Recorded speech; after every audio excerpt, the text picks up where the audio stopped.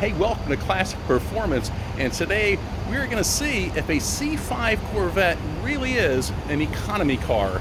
And to test that, we've got our C5 Corvette right here. We're going to fill it up with 87 octane, the least expensive and the lowest octane fuel that you can get. It's going to be 96 degrees outside today, so we're going to be using the air conditioning.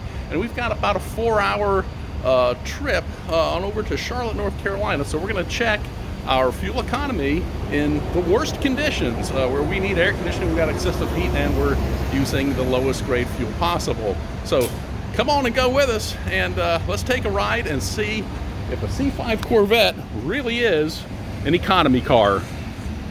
So we are filling up with non-ethanol fuel, 87 octane. I just like to use non-ethanol, but if you're going to have an economy car, you don't want to be burning the expensive stuff like the 93 Premium. So we're going to go ahead and fill up until it clicks off 2 times, and then when we come back at the end of the day, we're going to fill up again and let it click off 2 times, so we'll have an accurate fill and check our economy.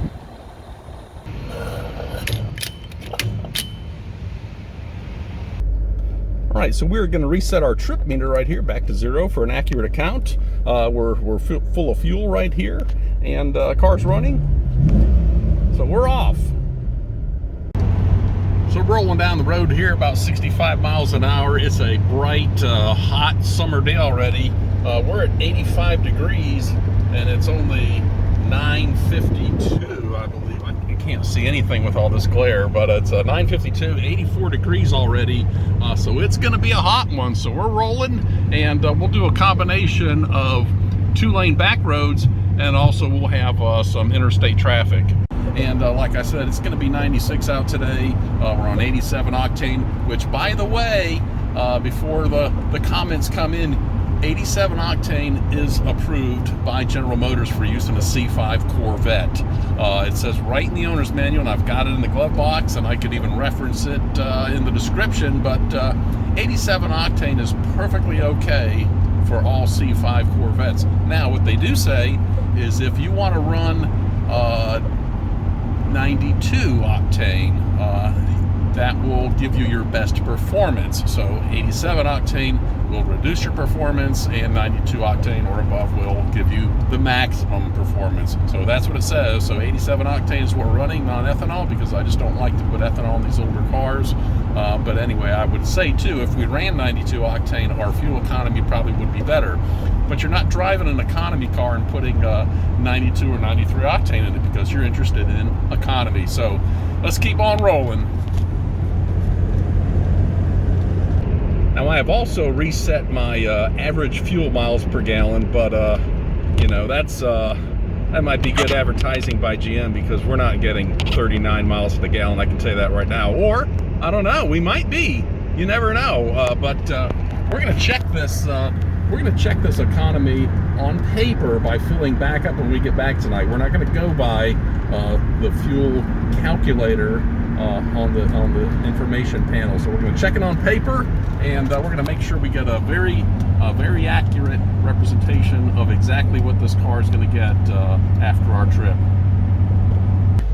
You know, another thing about when you're taking the back roads, there's stop and go traffic, so that is gonna it's gonna hurt our fuel economy a little bit, as we do have to stop and go from time to time as we cross through these little towns and so forth. And sometimes you get lucky, and other times you just have to sit in the traffic. So that's what we're doing, and that's killing our fuel economy. The car is still running. We're not shutting the car off or doing any tricks to improve the fuel economy. So let's just hope we get rolling here. So we're well on our way, and we're approaching the Charlotte metropolitan area, actually coming up from the south on I-77 in Rock Hill, South Carolina. So we're not to North Carolina yet, but I thought I'd give you one more shout out before we get into the traffic of the Charlotte area. But we are on the interstate. We're cruising along here at exactly 75 miles an hour. We're turning, looks like right at 1600 RPM. So 75 miles an hour and 1600 RPM.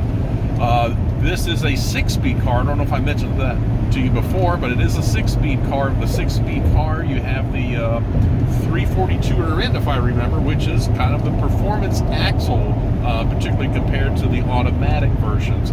So if you have an automatic transmission in your C5 Corvette, I would be very curious to know, at your 75 mile an hour speed, what is your RPM, or some RPM versus miles per hour numbers, because I'd like to compare them. But for us, with the 6-speed with the 342 rear end, 75 miles an hour, we'll hold steady at 1600 RPM with the cruise control on, and we're making our way. Well, we've made it here to the beautiful Queen City, and if you're familiar with the Charlotte, North Carolina area, you will know exactly where I am. And we've got some little bit of work to do here in Charlotte, and some things to take care of. So we're going to do that, and then we're going to turn around and head back and check our fuel economy. So anyway, it's time to go here for our light.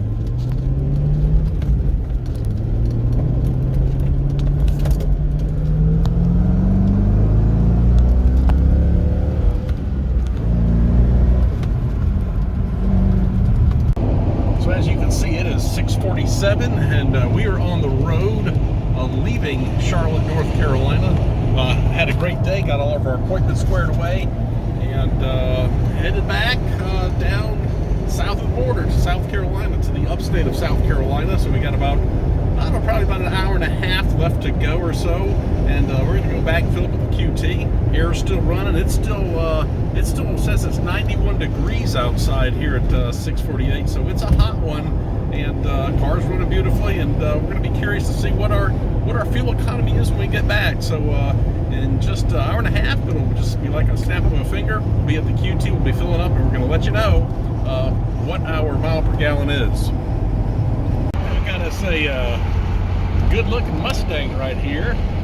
Not sure what version that is, or if that's just a customized version that someone has produced, but hey, you gotta like Mustangs. They look good, sound good. There she is.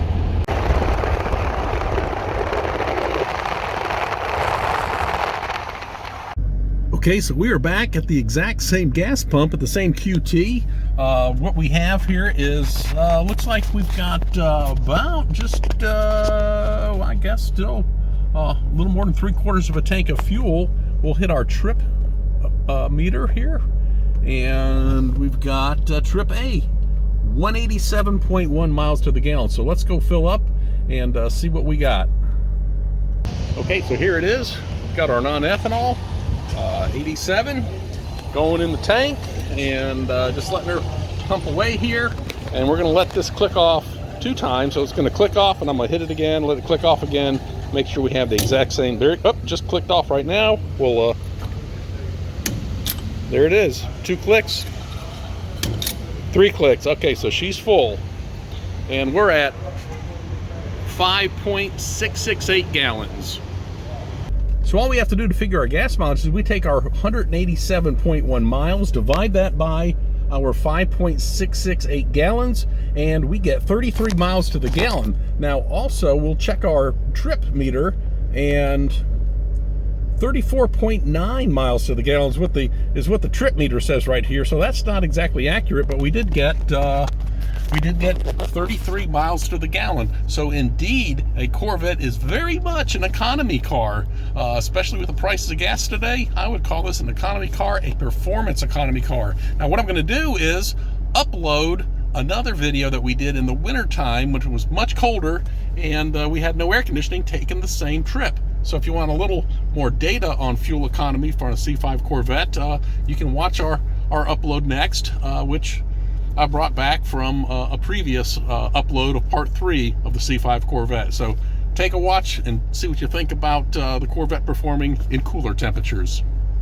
All right, so we're just getting ready to leave. We're here in South Carolina. We're going to travel to Charlotte, North Carolina, kind of make a loop around. It's going to be probably about 5 hours of driving. We're going to fill up the C5 with non-ethanol fuel, and we'll be back at this QT tonight to fill up again and just see what kind of fuel economy we get. All right, so we're here fueling up at the QT for $4.49 a gallon of non-ethanol. That's the only thing I usually use in here is non-ethanol. So we're going to fill it up till it clicks off 1 time, and then we're going to come back at the end of the day after our trip and fill it up again and see what kind of fuel economy we get. All right, so C5 is running. We're full of gas over here, and we're going to reset our trip to 0 and hit the road. Other thing we're going to do is we're going to reset our we'll go to fuel here and reset our average, just so we can see what the average on the computer calculator or whatever it is comes out to be compared to what our actual on paper fuel economy comes out to be. So we're taking a few back roads here, so we can run about 65 miles an hour. Nice new pavement here on this road, and you can see that we're moving along at about 64 miles an hour and turning really only about 1400 RPM. So that's where our fuel economy is going to come from. You know, as we run along here, you might have seen our temperature is holding steady at 180 degrees. When I put the water pump thermostat housing on there, I changed the factory thermostat to a 180 degree thermostat. This car was running in the 200s as far as coolant temperature, and to me that's just a little bit warm. I don't know if this is going to help us or hurt us, but she's running steady at 180. There's enough airflow coming through from underneath, from the intake of the radiator, to hold this car at 180. So we're going to see how that plays into our fuel economy as well. So we're definitely here in the Queen City of Charlotte, the Charlotte skyline. And if you look right to our left here, we've got the Bank of America Stadium, home of the Carolina Panthers. So we are here, and we're going to make a quick stop off someplace interesting in just a minute. All right, so we made it here. We're in Charlotte, North Carolina, the Queen City, home of NASCAR. If you're a car guy, all kinds of things to see and do here with the race shops, the tracks, the NASCAR Hall of Fame Museum, and also collector cars. We've got Gateway, Street Side, all kinds of mega collector car areas to shop at.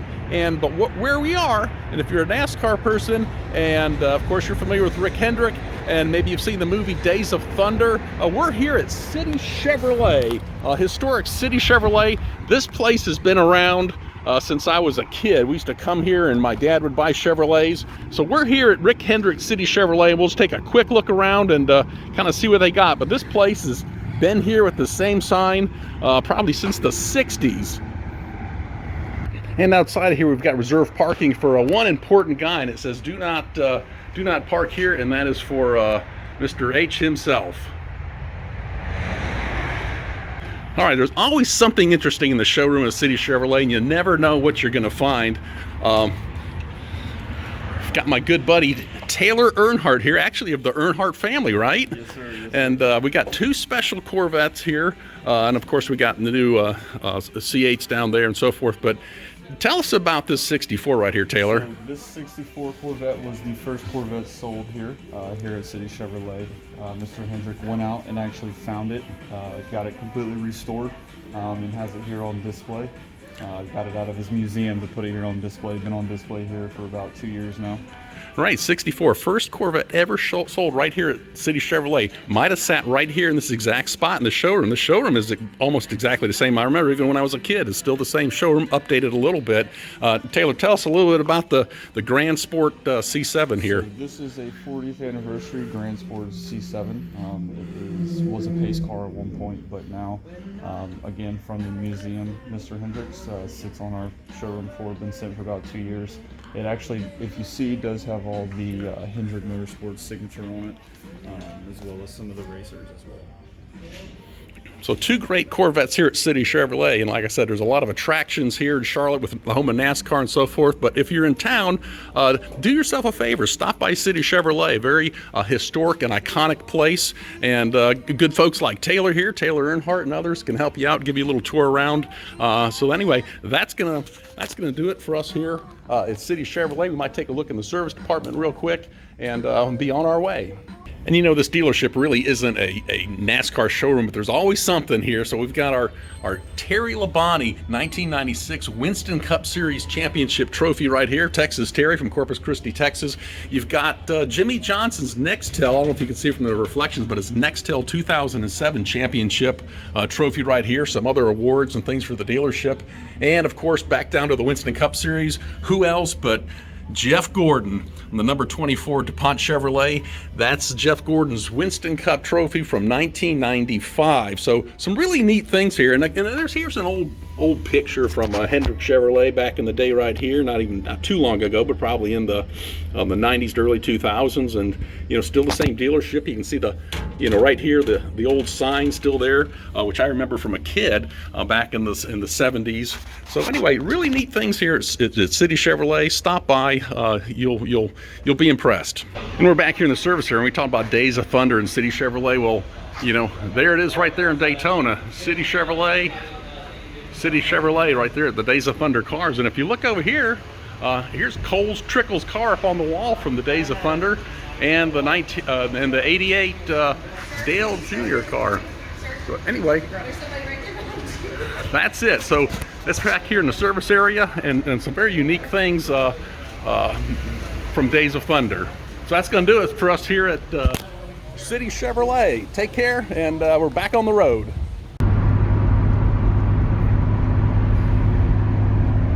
Alright, so it's 4:42, it's almost 5 o'clock, and we're exiting the Queen City, Charlotte, North Carolina. We're on the road. We've got some bad weather coming, so we're going to hammer down and see if we can't get back home and back to the QT before the bottom really falls out. So we've got a couple hours more to go, and we'll see you at the QT. Well, we're still hammering down here. Probably got another little more than an hour to go, and the weather's changed on us. We have got some showers moving in, and I think they're going to stick around for a while. Might be kind of bad at times. I just checked the radar here, and but we're going to keep hammered down and get to the QT and check our fuel economy for the day. So stay tuned. We should be at the QT next. All right, we're back here at the QT, right where we started early this morning. We had a great trip. The car ran beautifully. The weather started out nice and sunny, then we got into some rain and showers, but we're going to refill this car here with non-ethanol and let it click one time, and then we're going to do our math and see what kind of fuel economy we got.